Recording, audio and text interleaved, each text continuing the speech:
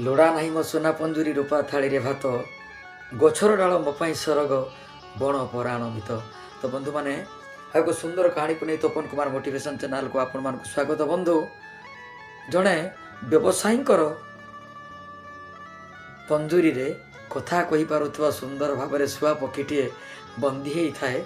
मनरे तार सब दुख थाए, डेणा थाई भी वो किंतु मुक्त आकाश रे खुला पवन रे शांति मनरे टिके डेणा होले मु उड़ी पारु नाही। से पंजुरी भितर थाए बहुत भल मंद खाऊ थाए किंतु मनरे तार हरस न थाए। से लक्ष्य करुथाए गेरुआ वस्त्र पिंधे जड़े युवक सबुदिन भिक्षा मागिबाकू आसती। खरा वर्षा शीत काकर सबुदिन से भिक्षावृत्ति करती। दिने पाखक तांको डाकिला, पचारा तुमे किए? से कहले मु होची सन्थ महाराजंकर जड़े चेला, तांको शिष्य मु। भिक्षा मागी नहीं गले गुरुदेव प्रसाद सेवन करती प्रभु को लगे ना। गुरु किए? तांकर काम कौन?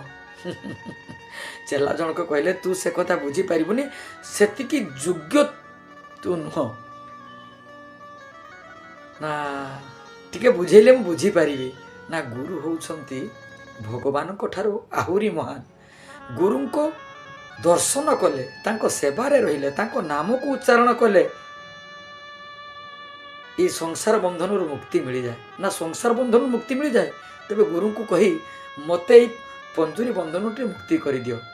से दिन पहुँचवा टे विलंब होला। सबु कथा गुरु को ये कहले शुआ पक्षी कथा। गुरु भोजन करने समय गुंडाए पार्टी को उठंतु कि न उठंतु तांकर सेन्स पड़ेगा। जेमिति सेन्स पड़ेगा शिष्य बड़ कन्फ्यूज रे पड़गला, टेंशन रे बड़ रहा। किंतु किछि समय पर स्वाभाविक अवस्था को गुरु आसीगले। तही पर दिन शिष्य पुणी भिक्षावृत्ति करने को गला। शुआ पक्षी पाखक डाकिला, पचारा गुरु को मो कथा किछि कहिथिलो? घटी जाइतवा घटना सब कहला।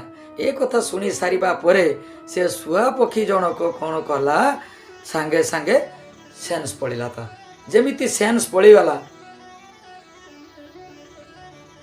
ताको बंधन करिथा मालिक जनक आसिले, देखली नड़चड़ किछि हो नाही। सी भाविले ताले बोधे शुआ पक्षीटी मरी जाइछि।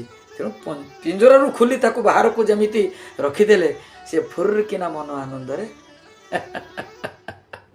आकाश मार्ग रे उड़ीगला। तो बंधु माने यह कथा कहिबार अर्थ होउछि प्रकृत रे गुरु ब्रह्मा, गुरु विष्णु, गुरुदेव महेश्वर, गुरु साक्षात परम ब्रह्म, तस्मै श्री गुरुवे नमः।